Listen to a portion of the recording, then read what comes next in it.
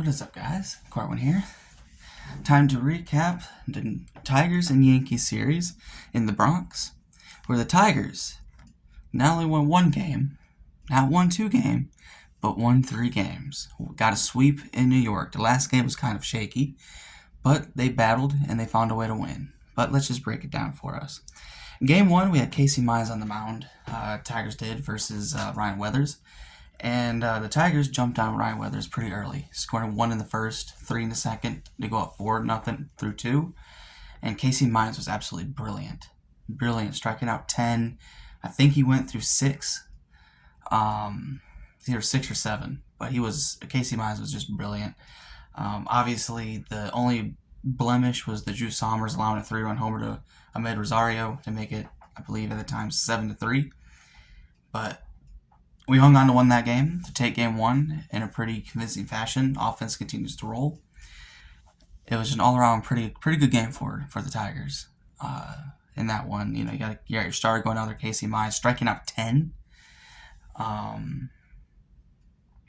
That's something that we kind of want to get used to seeing from Mize. Would love to be seeing that from Mize, going out there striking out 8 to 10 a game, getting through 6. He was brilliant, and let's hope we can continue that as the weeks come and go. In Game 2, we had Tarek Skubal facing off against the AL Cy Young leading candidate and Cam Schlittler, however you say that name.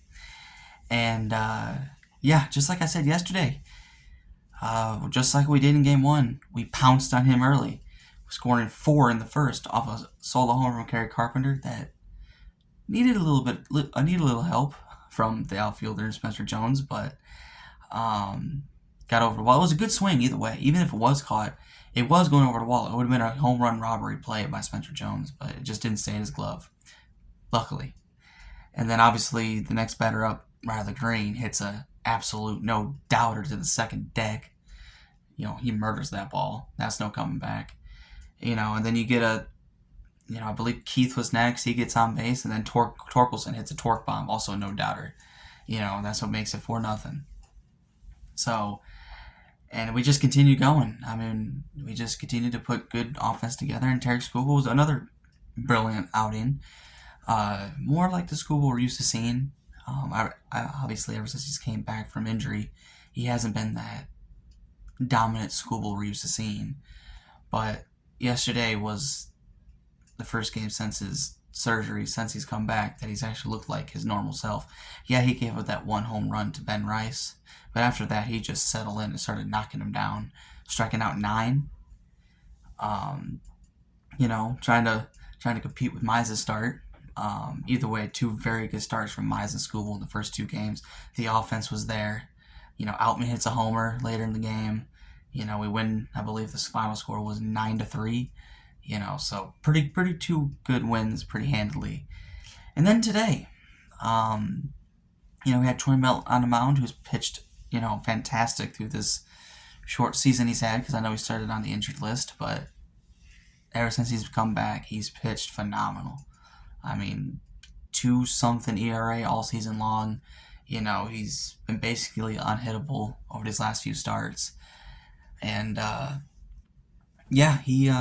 he did well again today. Very well again today. Although, he probably didn't have his best stuff today, because he did get in some jams, but he was able to get out of them. And that was a big part. He worked into the 7th. And he didn't allow a single run. He went 6 1/3. He struck out 6. Allowed a couple hits, but other than that, he was another really good start for our target starter. Offense wasn't really there. We only put up 2 runs, but it looked like it was going to be enough. Drew Sommers comes in. He shuts the door in the 7th, and then we put Drew Anderson in the 8th, which, honestly, I don't know why we don't go with Kyle Finnegan, but we put Drew Anderson out there, and he gets into some trouble. Allows the first 2 runners on, and I'm like, oh boy, here we go. But he somehow gets out of it without allowing a run, so we preserve that 2-0 lead going to the 9th. Obviously, we don't score in the 9th, and it looked like Kenley Jansen was going to come in for the 9th. But no, A.J. Hinch decides to go with Drew Anderson again. Why? I don't know. I really don't. Honestly, at that point, I would have kind of rather gone with Kenley Jansen just because, well, I know his struggles in the ninth, but you had a guy in Joe Anderson who just struggled in the eighth. He got out of the eighth. He managed to get out of it. I would have taken him out and said, okay, you got out of it. You don't look like you don't have your best stuff. Let's not put you back out there. Nope, he decides to put him back out there, up 2-0. And obviously, Ahmed Rosario once again kills us on a homer, solo homer to make it 2-1. And then Jazz Chisholm steals second after he gets on base, and then steals third. And then he scores on a wild pitch. Although Drew Anderson does a good job to keep it tied and forces extras. Once again, why we don't go Kyle Finnegan in the ninth, or even Jansen in the ninth, I don't know. You went with Drew Anderson again. And then in the 10th, we don't score. And then I'm like, oh boy. Even my mom was like, yeah, we lost. Yeah, we've seen this story before. We're going to lose. They're going to get thrown over to third with less than 2 outs. They're going to hit a sacrifice fly to win it. And then we bring in Kiter Montero, who's been recently transferred to the bullpen after Jack Flaherty's come back to be a starter. And we had 6 starters, but instead of going to a 6-man rotation, we decided to put Montero in the bullpen. So he comes in, and I didn't mind it. I really didn't, because I know how good of a pitcher he's been this year. And if anybody I thought could get through the 10th bottom of the 10th without allowing any runs, it's Kiter Montero. And he allows the sacrifice bunt in the beginning of the inning to get thrown to the third, 1 out. But then he digs deep and gets 2 clutch strikeouts for the second and third outs to shut the door in the 10th. We go to the 11th. And then I was like, all right, come on. We got to get at least 1 here to give us a chance to win. Well, we get the first 2 outs pretty quickly. Dingler's up. He grounds out, but he gets McKinstry over to third. No, not McKinstry. McGonigal over to third. And then Matt Vierling grounds out to short, keeps him at third with 2 outs.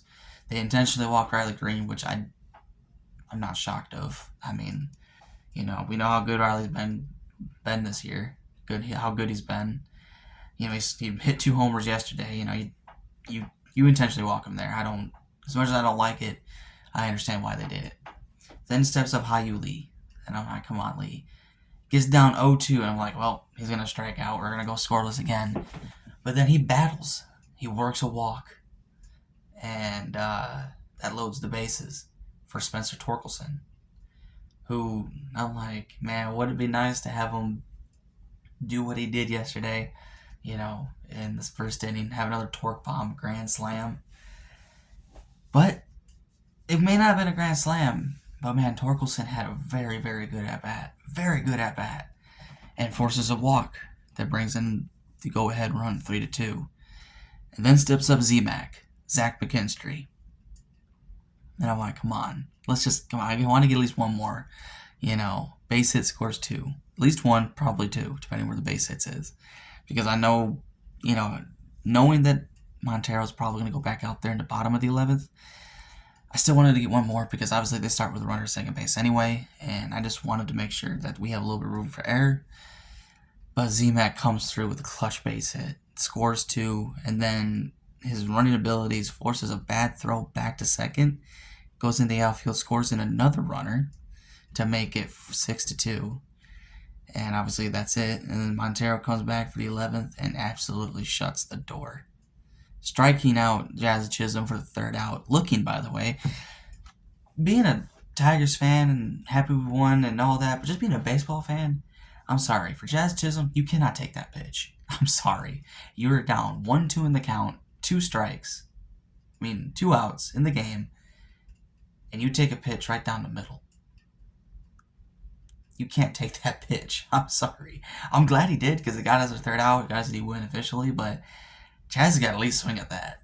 I was surprised it was right down the middle, and he didn't swing. But either way, Tigers get a sweep in New York. I feel like this was needed. I feel like the Tigers really needed this. And Jason Benetti said it in the broadcast right after we blew the 2-0 lead. He was like, if you want to go on a run, If you want to go on a run over this next month and a half, you cannot have these type of games where you go up 2-0, you're up 2-0 in the ninth. You cannot be blowing these games. And even though we did win today, I agree with him.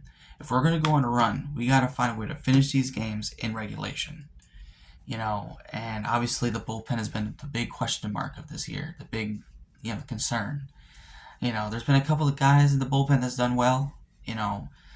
Finnegan for one. Sommer's been okay. Trey Anderson has done better, but we only have one decent reliever, and that's Kyle Finnegan. Holton's good, but sometimes he could be inconsistent. But overall, the bullpen has been the big question mark, and honestly, they know it, but it needs to be better. It really does. If we're actually going to truly go on a big run here, which we're in the first 3 in New York, on this road trip, then we go to Texas tomorrow. If you just keep winning series and you start, we'll get back into this. And that's what I'm saying. Don't give up on them right now. They're playing good baseball right now. They're starting to play like we expected them to play. If they can go on a run here, that'd be great. And they'll get us right back into it. Really back into it. But just admit he's right. We got to find a way to win this game in regulation. I understand we won it today. We found a way to win in extras, which is great and all. I'm happy, getting that win in the win column. We're now 11 under 500, which is still bad, but it's better to be 14 under. But we cannot continuously be blowing games in the ninth, and that's what cost us a lot of games so far this year. A lot of games is blowing it in the 8th or ninth inning. We got to stop doing that. And obviously, it's easier said than done, but like I said, we want to celebrate because we got a sweep in New York. We found a way to win, but we cannot just keep blowing games. And I don't know what needs to happen. Obviously, Hinch needs to play Finnegan more. I'm sorry. It's apparent. You got a guy that has a 2-something ERA all season long. I think he's maybe at a sub-2 now, or it's still a really good ERA. He's your best reliever stats-wise, and he doesn't go out there at all this series. I don't think I've seen him once this series. Let's see. The first game, he had Casey Mize, Sommers, and Anderson. Yesterday, Skubal,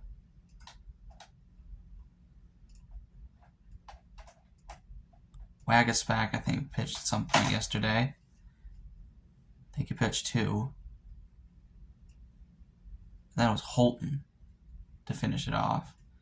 And then today, we got Melton, Sommers, Anderson, and Montero. And not once did we see Kyle Finnegan. We got to play him more. I don't know how we can get it to Hinch, but Finnegan needs to pitch more in the 8th and 9th inning. I'd much rather have him out there than Jansen at sometimes. Anderson, Vest has gone in the injured list. We brought up Bo Brisky. I'm interested to see how Bo Brisky does. I understand that when he came back from injury earlier this year, he kind of struggled and he got sent down, but apparently he was doing well in the minors. So I'm interested to see how he does. But for the love of Jesus, please play Finnegan more, AJ. Play Finnegan more.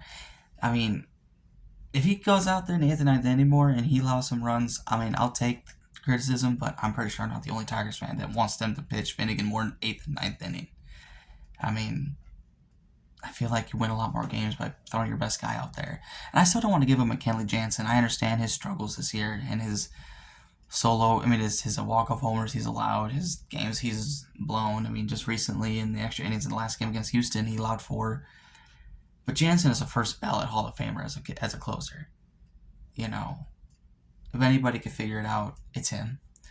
But no, overall it was a good series. Offense is still doing well. We're still putting up runs on the scoreboard. Pitching, at least starting pitching wise, has been phenomenal over these last week. Now we need the bullpen to kind of step up over this next month and a half if we want to go on a big run. If they do, watch out because the Tigers will go on a run. But now we have another opportunity to go win a series against another good team in the Texas Rangers, who are leading the AL East or West. It's in Texas. We got Game 1 tomorrow with Framber Valdez pitching. We get the day off Friday because of the World Cup, and then Saturday, Sunday's game 2 and 3. Let's see if we can go take another series in Texas. Then we come back home against the Athletics and the Phillies before the All-Star break.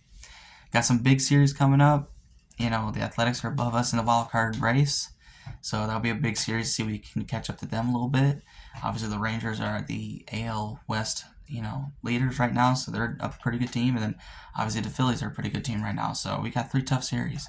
We swept the Yankees in New York. Would love another sweep in Texas, but I'll just take a series win. Let's just keep winning series and keep doing that. We'll be back into it. Let's hope July is a good month. All right, guys, let me know what you guys think in the comment section below. Don't forget to like, subscribe, and I will see y'all tomorrow after Game 1 against the Rangers. Go Tigers.